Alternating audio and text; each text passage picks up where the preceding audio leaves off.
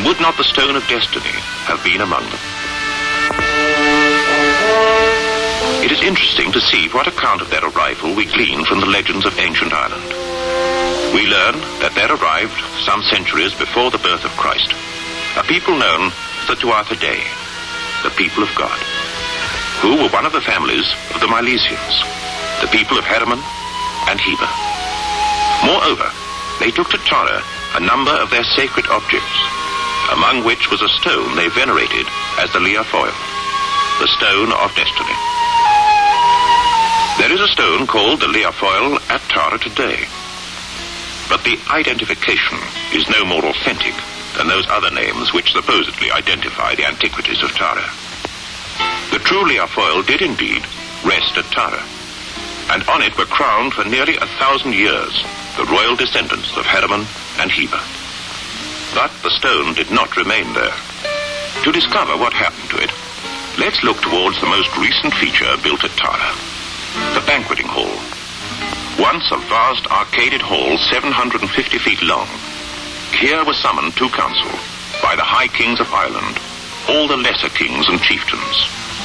And here, about the year 500 AD, approval would have been given for the Liafoil to be sent to one of the royal princes, Fergus Mór Mac, who was to be king of all the men from Ireland who had in the intervening years crossed the water and settled in the islands and coastal fringes of the west coast of Caledonia. So, from Tara, the stone was carried northwards, past the great stone chair at Slieve na Calach, on which prehistoric markings exist, which in age and pattern match those on the stones of the mound of the hostages at Tara. And so across the cornfields of Meath, through the richest pasture land in Europe, towards the narrow neck of water that separates Ireland from Scotland. Here at the little port of Dunseverick, on the north coast of Ireland, the stone would have been hoisted aboard ship.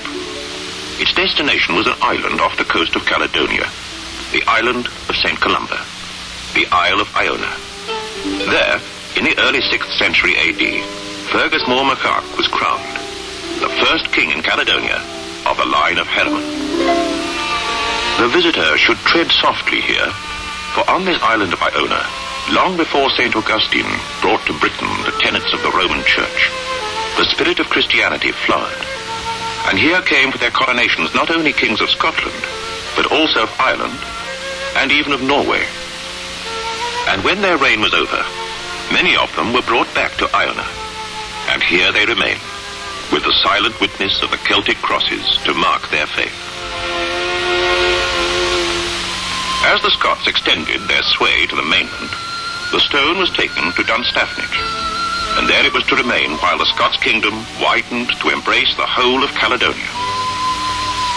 Then, in 846 AD, King Kenneth II, the first king of the United Kingdom of the Picts and Scots, had the stone transported to a little hill at Scone in Perthshire. And here, for the next 450 years, the later kings of Scotland were crowned, the stone forming an essential part of the ceremony. William de Rishanger describes the last of these Scots coronations, about 1250 AD. John de Balliol, on the following feast of St. Andrew, and seated upon the regal stone which Jacob placed under his head when he went from Beersheba to Haran, was solemnly crowned in the Church of the Canons Regular at Scone. In 1296, at the Battle of Dunbar, the Scots became subject to Edward I of England. They continued to protest their independence, and 30 years later, in the Declaration of Arbroath, Robert the Bruce justified Scots' independence to the world, arguing that their line of kings was part of Milesian and Scythian dynasty of 113 kings in unbroken succession from the sons of Heber and Hermon. But the English were deaf to these proclamations. The regalia of the Scots kings, the honours of Scotland, had already been taken by King Edward to London, to Westminster Abbey, and there his painter, Master Walter of Durham, enclosed the stone in a wooden chair for the sum of 100 crowns.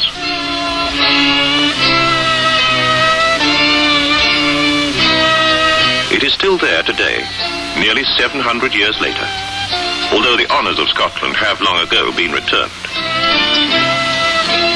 On this historic block of sandstone, the monarchs of the United Kingdom of Great Britain and Ireland have been crowned from time immemorial. On Christmas Eve, 1950, the stone was removed from under the chair and abstracted from the abbey. It turned up, of course, in Scotland, on the altar stone of Arbroath Abbey, and was later, at the special request of King George VI, brought back to Westminster. During the removal, the stone was found to be broken, and here are some tiny chippings taken during repair. Geological experts have been asked to compare these chippings with samples taken unbeknown to them from one of the beds of sandstone which outcrop among the limestone near Bethel. Here is their microscope analysis. First, sandstone from the coronation stone. And now, sandstone from Bethel. And the verdict? It is possible that the specimens could have been closely related both in space and time. Coronation stone. Bethel. An interesting verdict indeed. The present owner of the land at Scone in Scotland commemorates the link by breeding 4-horned sheep. Sheep of a breed so ancient that they would have been familiar to Abraham and Isaac. Jacob's sheep. 4,000 years ago, Jacob, father of his people Israel, laid his head on a stone and dreamed a dream in which God told him that in his seed would all the nations of the earth be blessed.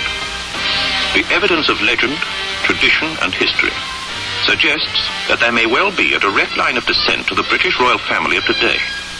For Her Majesty the Queen is descended from James I of England, who was James VI of Scotland, a descendant of the Scots kings buried on Iona, an unbroken line of descent from Fergus Mór Mac, who was, as a descendant of the High Kings of Ireland at Tara, himself of the royal line of Harriman, son of that Scota who, as a young princess, was married to the Milesian prince Neil in Egypt. Herself, one of the princesses of Judah, who came with the prophet Jeremiah to Taphanes after the destruction of Jerusalem. And was not Jacob her ancestor? And was she not of the royal line of David? The evidence of legend, tradition, and history suggests that the stone which today rests in Westminster Abbey as part of the coronation chair could well be that stone which Jacob anointed at Bethel 4,000 years ago. A stone hallowed by 4,000 years of history, priceless in its silent witness of God's everlasting covenant with his people Israel.